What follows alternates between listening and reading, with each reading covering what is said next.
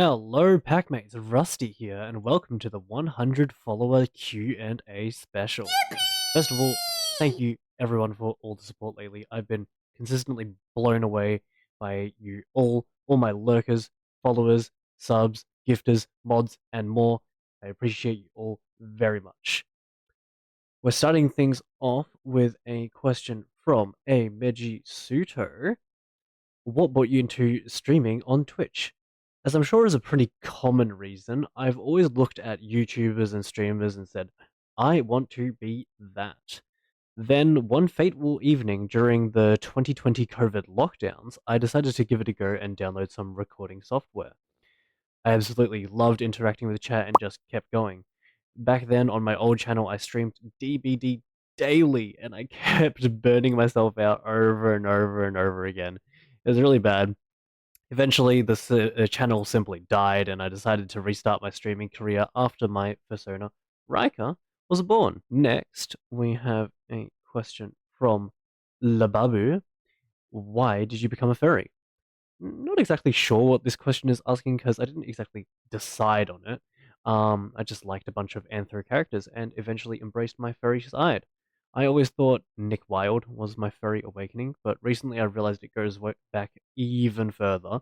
Now I realize that Foxy from FNAF was my furry awakening. For the longest time, I was convinced that I was just going to be a generic wolf or fox persona, but neither really called out to me. Then, after years and years of brainstorming, I eventually settled on a Jackal Yin hybrid. Next question is, would you like green eggs and ham? Green eggs and ham. Okay, let me... Green eggs and ham. It's just... Is it real food or is it it's just a Dr. Seuss thing? It sounds horrible. It sounds absolutely horrible. Yes. Okay. Next question. Okay. Silver asked, favorite animal? Despite my persona being a jackal yin, I think my favorite animal is actually foxes. I think they're absolutely adorable, and I love seeing them when I'm driving home at night as well. Next, Babu said, jam and ham is a terrible combo, correct? So many things with ham. First, green eggs and ham, and now jam and ham. What is going on? Anyways, I haven't exactly had the chance to try this combination, but it sounds absolutely horrific. So, alright, next question. Forever asked, apple or orange juice? I used to be the biggest apple juice enjoyer. These days, I love orange juice much more, without pulp, ideally. Okay, next question. Let's see. Ryle Dog asked, top or top or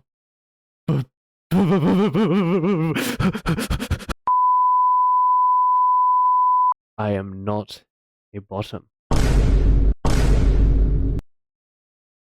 Next, Ryle also asked, why is Rika rusty? I'm just going to explain my entire username for this question, that being Rika is rusty.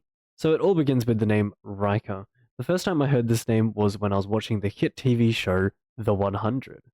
In season 6, we were introduced to Rika. I always thought it was a nice name.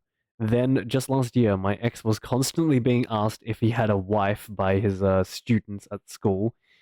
I told him, why not just say yes to make it easier, and we'll come up with a wife name for me. Apparently, Rika is considered a gender ambiguous name, so we decided on that. Fast forward to my username creation, I remember seeing this one YouTube video ages ago on how to make good usernames. In the video, they suggested the format something is something, so I wanted to do that.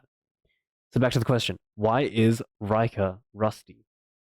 During the brainstorming process of my persona, I described the desired color scheme as gritty or rusty. Not to mention that alliteration is fun. You know, Rika, Rusty, both start with R. And I think that Rusty is also just a cute nickname. So I decided Rika would be the name of my persona, and then Rusty would be the name of me. So it's a bit complicated. I know I made it really annoying, and most people just call me Riker anyways, but I don't really care. So all of these factors came together to make the name Riker is Rusty. Okay, next, Kiva asked, when are you going to show us some butterfly knife tricks?